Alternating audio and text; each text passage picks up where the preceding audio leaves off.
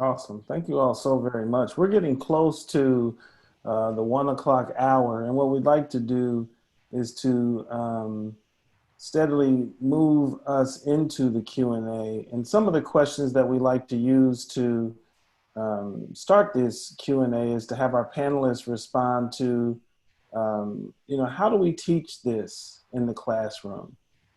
How do we share these rich cultural experiences and narratives and ideas with young people? And we're asking you all to, help us be better instructors and help us be better educators.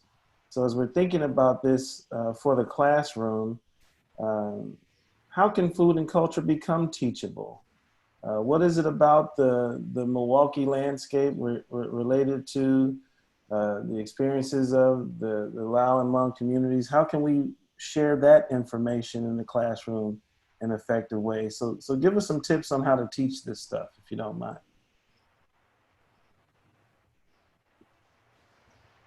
I'm gonna jump in. I think you can't just teach food and culture out of context, right? I feel Mm-hmm. like what I've been trying to do during this talk was to really situate food in the kind of historical, social, economic, racial context that food is deeply embedded in. And I think sometimes we see food as symbolic of an ethnic community, right? And there is some questionable things around the idea that we can just consume people's foods and then all of a sudden know about that, right? But it's Mm-hmm. important to think about these food ways as the ways that they might map a migration of a people, and how might and how it helps us to kind of understand more humanistic questions of change, Yeah. turmoil, crisis, right? But also healing. So I think making it a teachable topic, I think to always teach it in context, with history, and make sure that it's not, make sure it's not this kind of topic of the other, right? But making it a relational and reflective kind of discussion. Absolutely. Absolutely. Other panelists, you have thoughts about this? How do we do a better job teaching food and culture and history in the Uh, classroom? I think you and Adam are kind of doing it right now. Besides reading out of an outdated book, we're having actual experts like Dr. Mai and Mai Hua here, having this conversation. Um, I think is way more practical than, again, reading out of a book that's outdated. Yeah. So these conversations ultimately, I think, would give people more information than opposed to the traditional ways of, you know, Yeah. Absolutely. And it Mayo, did you sounds, want and to? just real quick, Alex, it almost feels like your food business was kind of a way of you getting there too, which is like you started sharing food almost kind of as in a utilitarian way. Then you started putting your own spin on it. Then you saw it as sort of an entry point to share a broader story, right? Where like, yeah. you can invite people together for a meal, but then once they're starting to appreciate it and enjoy it, you can kind of they're in a spot where they might be more open to listening to an experience that they're kind of surrounded by all the time but might be unaware of. You know how Mm-hmm. many people I've taught that were all not Chinese through egg rolls? Yeah. Yeah, Just Right. having for that sure. conversation, having them try them. Growing up in rural Wisconsin too, my neighbors were predominantly Caucasian, and it wasn't even their fault that they didn't know because they were never told like what Sure. happened in Laos. But back to the power with food too. I kind of want to elaborate like in our situation being growing as a company, we always give it back to the local grocery stores. We're always buying food from them. We're getting our produce from Hmong farmers, not just because they're Hmong, because they grow the best produce, Yeah. Yeah. but just keeping this ecosystem of supporting refugee businesses is a big role for us too that we like to take part in. Yeah, and that's a good point about expertise too. We oftentimes don't bring in the very real and the very important notions around expertise, particularly in these areas and topics where we all assume we can just go out and plant some seeds and grow something, but there is an expertise to the cultivation of fresh produce and then taking that and moving it into something that's very edible and culturally rich and culturally significant. Maua, did you want to jump in and say a few things? I just want to say, reiterate that what Dr. Maisi and Alex had said, are very important. Because whenever I'm asked to do presentations on culture and food, you have to give that history about the culture, and then you introduce the food and how food are prepared, why it's prepared certain ways. Those are very important. So yeah, and I'm a visual person, and so to have this kind of visual really helps me understand, why do we use basil? Why does it have to be Thai basil versus the other basils that we can get at the regular mainstream grocery store? So these are things that are very important to me, because the specifics of why ingredients are put into certain dishes are very important. So to give that history, to give the culture, and then to introduce the food is something that has to go hand in hand. Otherwise, you can't put a perspective to a full understanding of the culture and the food. And so, I like this kind of environment for learning. But if we have to switch it over into a classroom when it's safe to do that, I would still, it's going to have to be time, is going to have to allow for introductions and, to have real life samples to share with the students in order for them to understand. I just want to say another thing that I think that didn't get brought up was anti-Asian sentiment. Yes. The importance of talking about food in context is to think about the racial politics around Asian food and Asian forms of food consumption.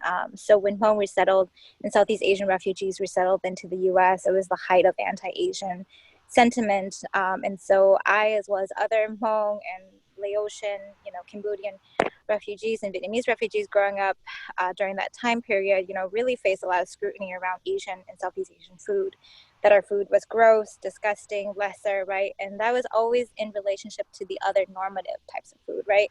And when I say normative, it's about predominantly white foods.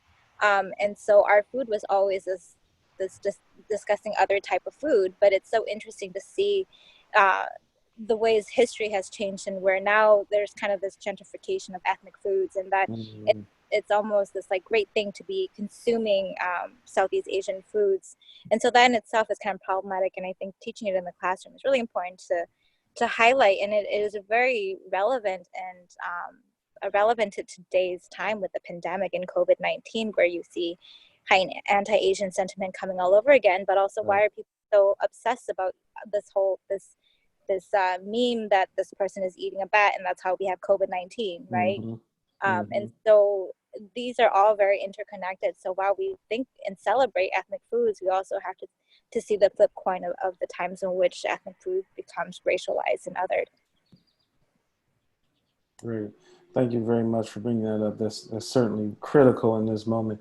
All of our attendees have been elevated to panelists. We just want to take a few more minutes, and then we got to let our panelists get back to their regularly scheduled programming. Folks, if you have any questions that you want to pose, please unmute yourselves and share a question or two, and then we'll get these folks out of here. Can I offer one thing? Even just the role of food. So I just a quick anecdote from my own life. I'm half Chinese and half Irish, grew up in Milwaukee without actually knowing a tremendous number of Asian folks until I got to Morris Middle School, and there was a bigger Hmong population. And like for me growing up, to the point you're just making, Dr. Tao, like one of my very few connections to my own culture was the food we'd eat at home, but then also when we'd go out to Los Angeles to see my family, we'd go to my Uncle Dewey's restaurant, the New Formosa Cafe in East LA, and I like wouldn't really feel like I made sense until we sat down and started eating those noodles. Even amongst my big Chinese family being biracial, I felt like, do I fit here? Do I make any sense? And that food just felt like something that was comforting or healing or bonding. And then, so last year, almost exactly a year ago, when my wife and I got married, my uncle put together a tour of the city of LA, tracing our family's story through LA, through the different places we lived in, and where the highway was built over one of our homes, where my grandfather, who had a laundry, got one of his clients to buy land where he could build a house where there were restrictive real estate covenants against Chinese people. And like, I didn't know any of that history growing up. And actually neither did my cousins.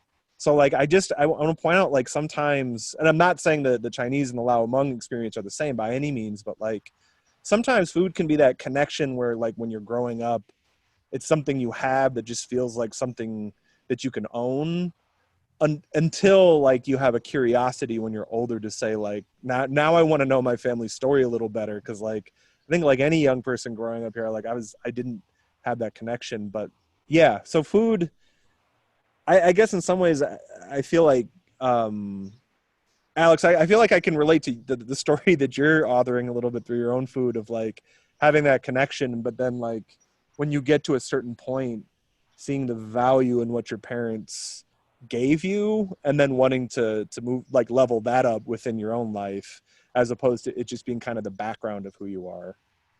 Yeah, it's good stuff. Well, folks, we have reached the 1 o'clock hour.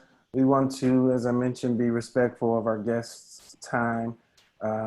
Thank you so very much. Dr. Tao had to jump off already, but we really appreciate your time today, Aflex and Maua. We really want to highlight that your sharing and your education in this space is going to be very valuable for young people who get to experience this.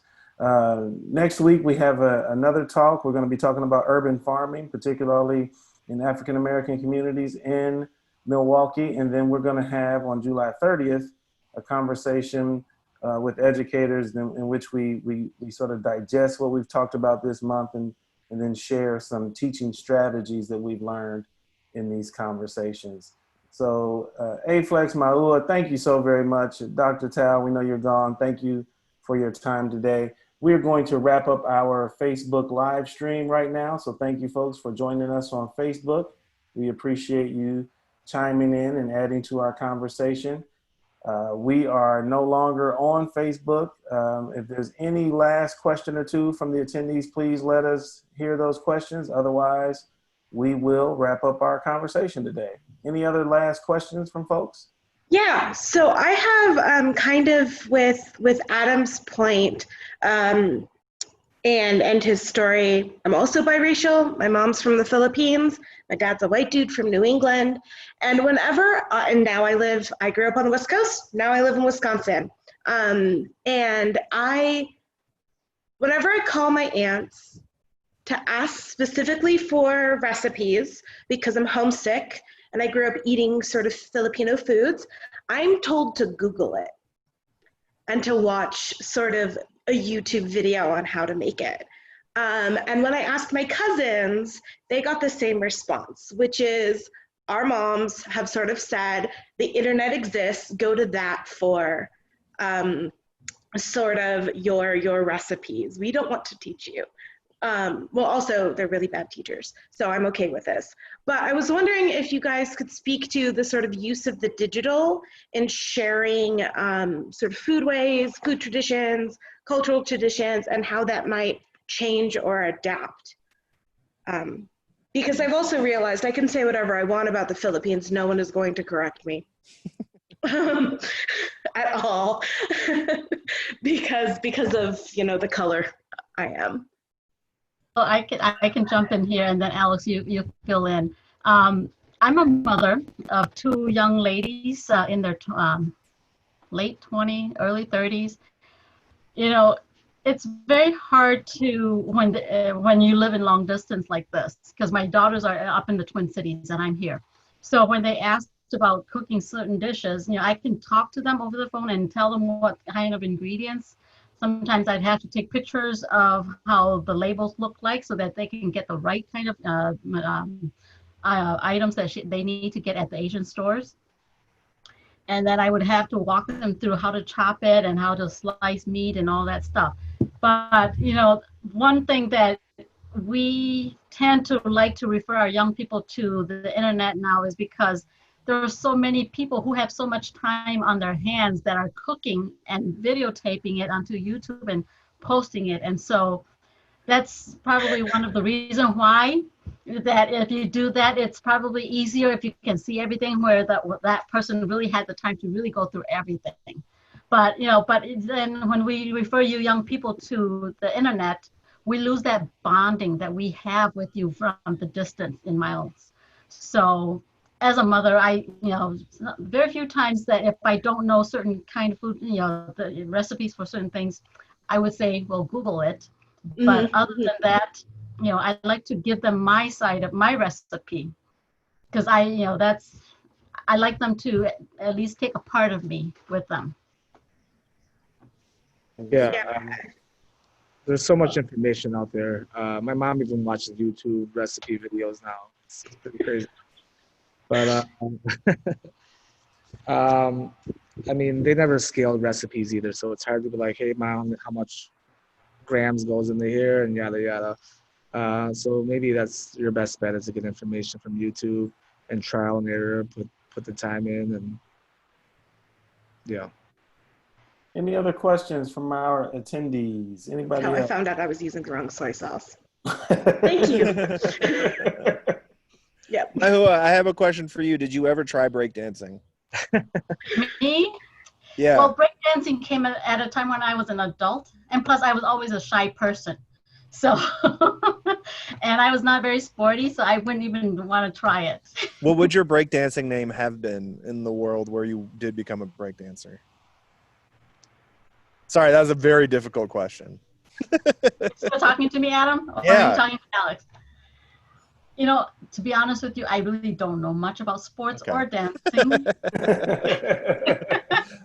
Well, on that, let's end our conversation before Adam asks some more questions. Wait, I have one more thing. No, this isn't even a question, but Alex, I just had an idea for a progression of your logo of SapSap, where it's that first image, but then it becomes a multi-panel cartoon where you see you grow up, start breakdancing, and your mom kind of looking at you funny. And then the next one being like you making egg rolls with her. Then the next one being you making food and her looking at you a little less funny, but still a little funny. And then like the sort of the dialect of your life kind of back and forth of like that little boy kind of growing up and how your relationship with your mom changes. I wish I had time for that. I'll leave that to the experts. Well, folks, we thank you for your time today. We'll end our conversation and webinar right there. We certainly appreciate you. Attendees, thank you very much. Thank you, guys. See some folks who've been there with us for a while, Kristen, Lisa, Abby as well. So thank you all for joining us, and we will see you next Wednesday. Take care, everybody. Thank you, everyone. Thanks. Bye. Bye.